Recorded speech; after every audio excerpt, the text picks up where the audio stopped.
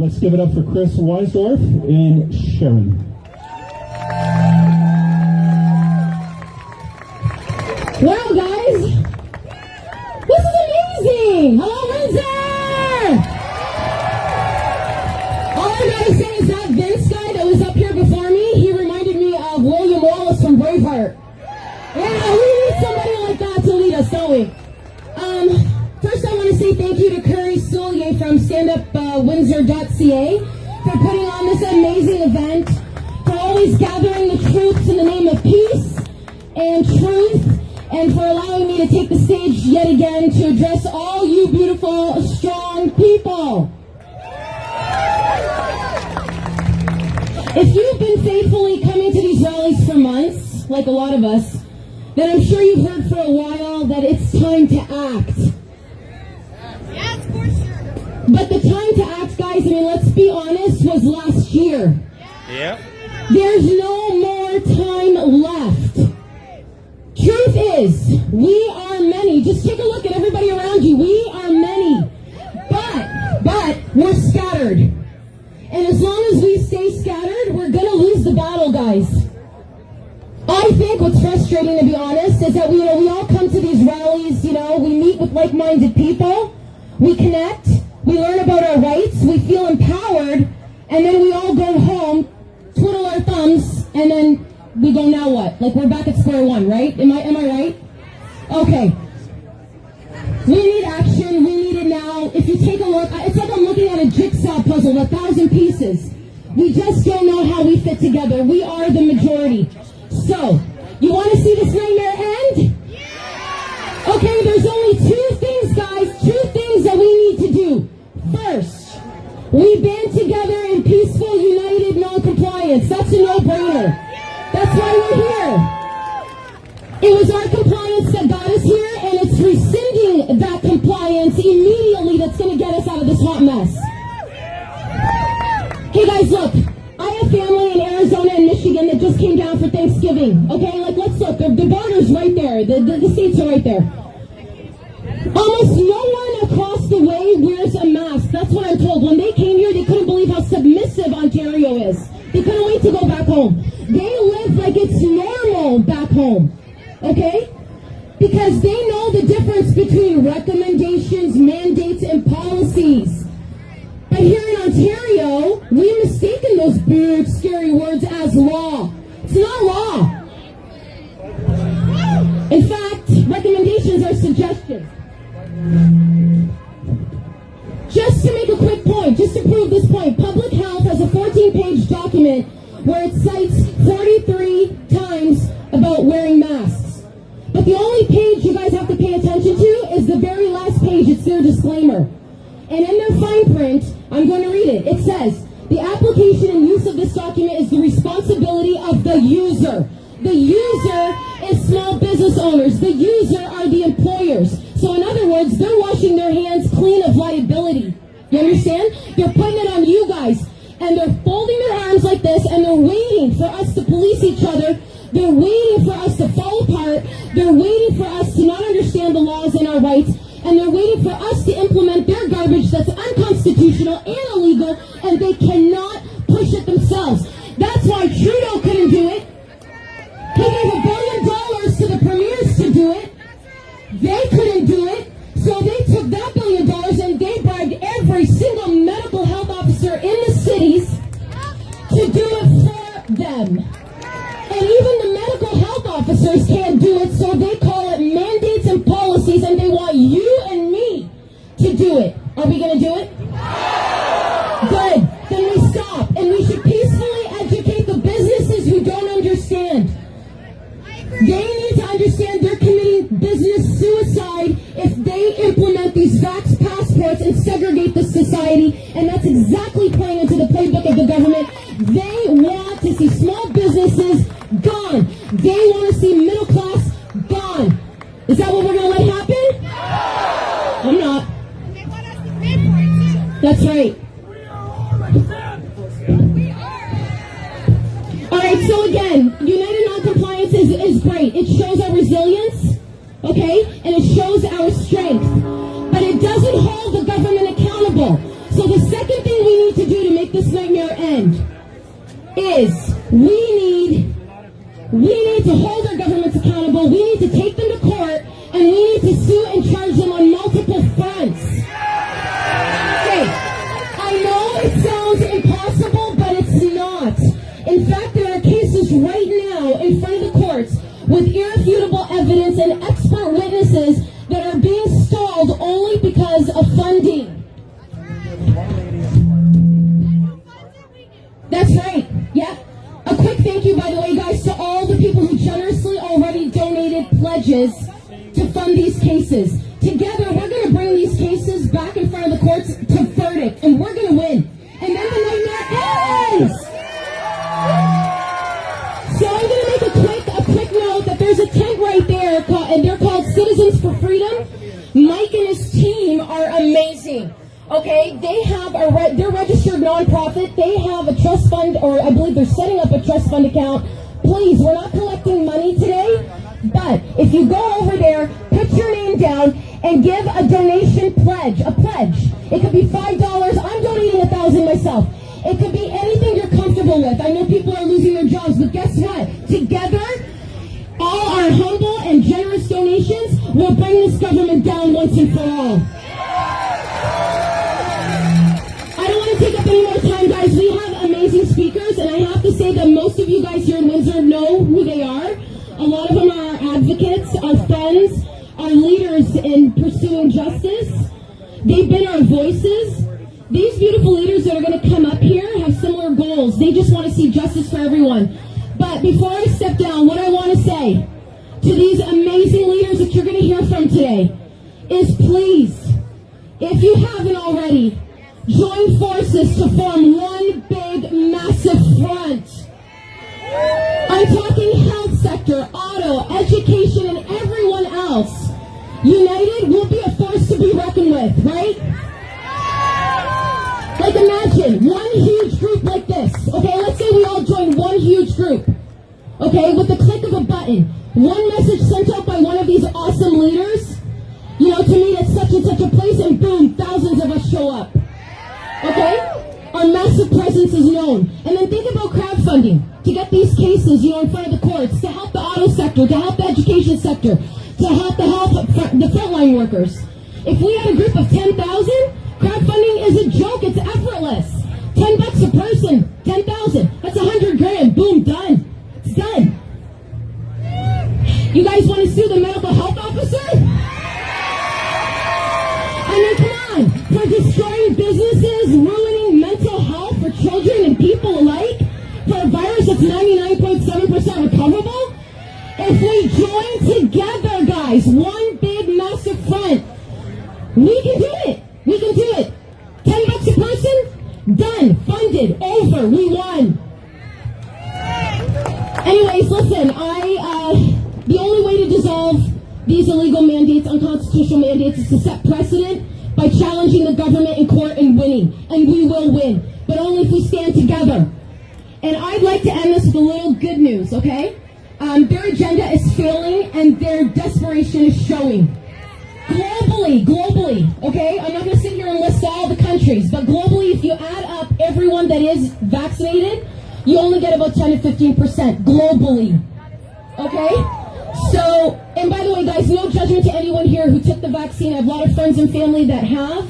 We all weigh the options. We're all trying to navigate the murky waters with the information and misinformation we're getting. I love you all. It doesn't matter. We all know this isn't about the vaccine itself. It's about medical tyranny versus medical freedom. And last time I was up here, someone asked me, she's a beautiful soul, she said, the next time you go up and speak, please say a prayer. Psalm 91. So I promised her I'd do it, and I don't break a promise. I'm looking out at all you guys, and this is appropriate. You guys are an army. You guys are an army! So I'm going to say this real quick, okay? This is Psalm 91. You will not fear the terror of night, nor the arrows that fly by day, nor the pestilence that stalks in the darkness, nor the plague that destroys at midday. 1,000 may fall at your right side, 10,000 at your right hand, but it will not come near you. Amen.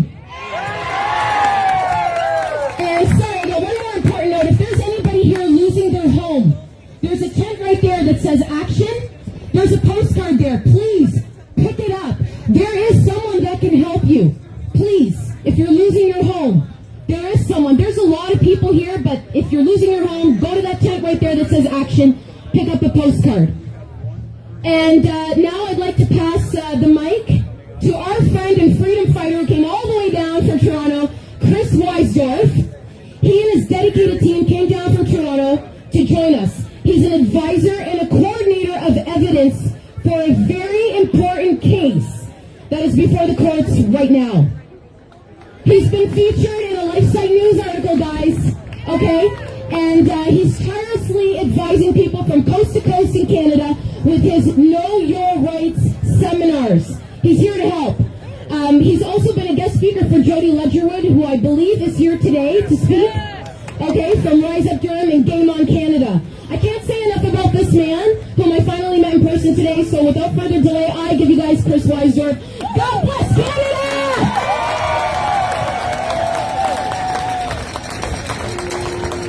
Thank you, thank you. I should say I have a couple of announcements to make, pretty important announcements. The first one is the chance of the Earth being hit with an asteroid is 0.046%. The chance of dying of COVID is 0.026%. Drop the mask and buy a helmet.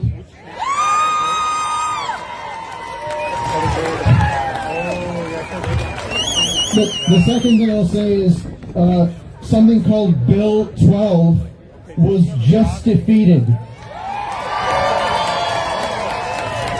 I'm really happy to hear most people seem to know about that. This is the most significant thing that's happened in 2021 in Ontario, maybe in all of Canada, with respect to the law. I didn't quite get an exact introduction there. I am advisor and coordinator of evidence on the Adamson barbecue. That is Adam Skelly's legal challenge. People who don't know about that challenge, Adam Skelly decided to open his restaurant, and unfortunately there were only 2 other businesses that reopened. They closed quickly. He stayed open. He's the first person to be arrested in North American history for violating a public health order. It was an absolute outrage. 253 police officers with cavalry descended upon his business. They arrested him for trespassing on his own property, for mischief on his own property, and for obstructing a peace officer on his own property, even though he did no such thing. They seized his property and premises just like that with a snap of fingers. Completely illegal. They did it to show Adam and everyone else who's boss. But it was an action of weakness. And everything that the government is doing is born out of weakness. Just like with Bill 12. If all of this was legal, there wouldn't have been a Bill 12. If people think that there is some obligation between an employer and employee to have a mandatory vaccine and mandatory testing and a mandatory brainwashing session, I have news for you. There is no such law.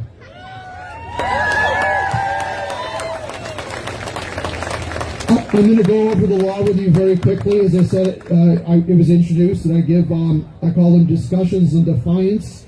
People learn what the law is, how to assert their rights. I'm not a lawyer, but nevertheless, I give the law to you. You read it for yourself. You confirm it. You provide it to your friends, your family, your employers. That's the only way to assert your rights, is you must see the law and read it for yourself. What the law is today is there's 2 things that are being applied to employers and employees. One is something called Directive 6. Another thing is called Regulation 36420. A couple of gobbledygook things right there. There's no act. There's no actual law. This is subordinate legislation. This directive is illegal. The directive says mandatory vaccination and testing. but under the act that it was made under by the Chief Medical Officer of Health, it says no vaccination without consent. In the Health Protection and Promotion Act, Section 38, it says no vaccination under immunization, no immunization without consent. And yet the Medical Officer of Health says, yeah, you could be immunized without consent. Sorry, illegal. What about testing? It says under Section 77.7 of the same Act, which governs the conduct, behavior, the power, and authority of the Chief Medical Officer of Health, it says no production of bodily samples for testing without consent. That's what the law says. The directive made under that act says exactly the opposite. Who's right? I'll tell you who's right. You and your elected representatives are right. The legislature is right. The sovereign authority of the legislature is right. And he's wrong. And what he's done is illegal and beyond his powers. Don't fall for it. Do not consent. That is your right.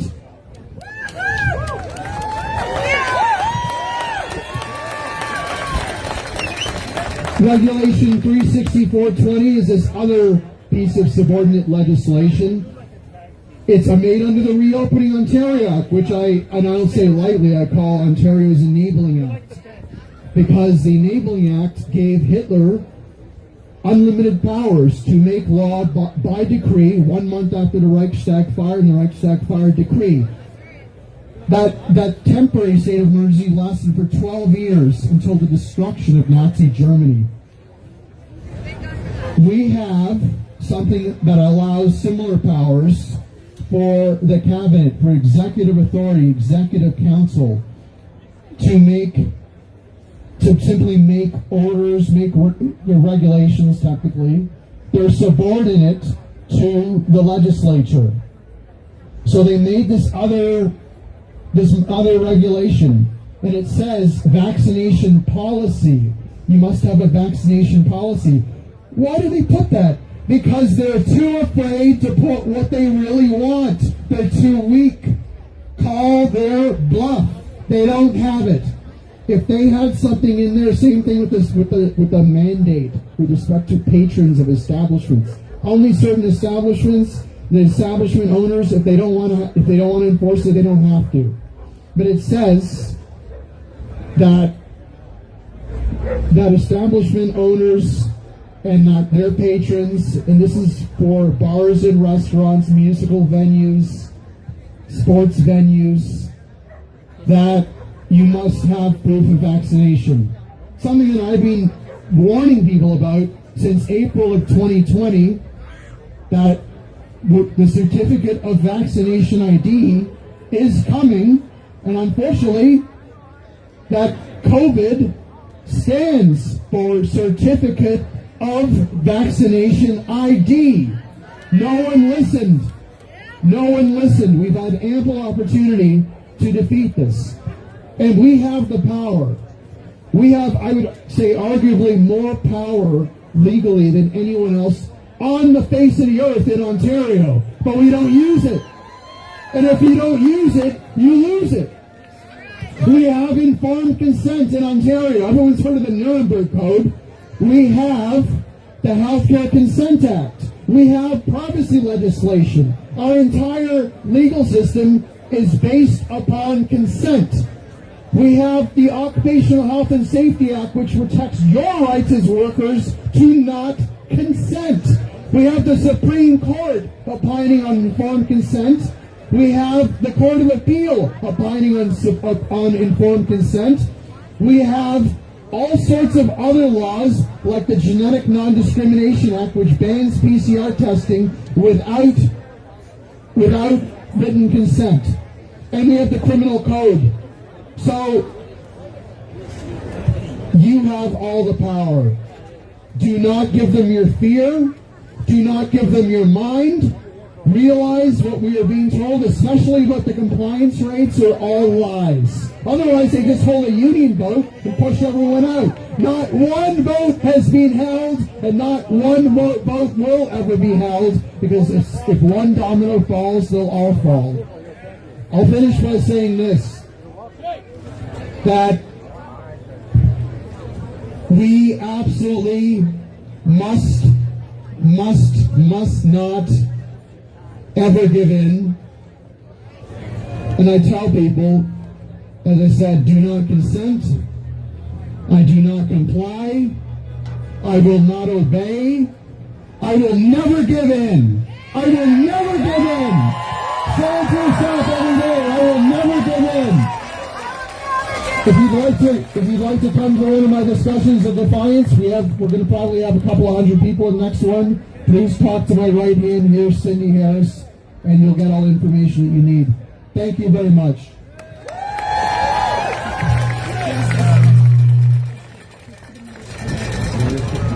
Hey everybody, my name is Cindy Harris. I work with Chris Weisdorf. I'm so excited to be here all the way from Toronto. A lot of your team wants to come to our seminars, and we're going to host this in Windsor. So I'm going to give you my number twice. You can text me if you're interested in coming to our Know Your Rights seminar, and then you can sign in over there. So here's my number. Get out your phones. You can text me. Cindy, it's a very easy number. 416-657-7771. 416-657-7771. Windsor's awesome. Thank you, Cindy.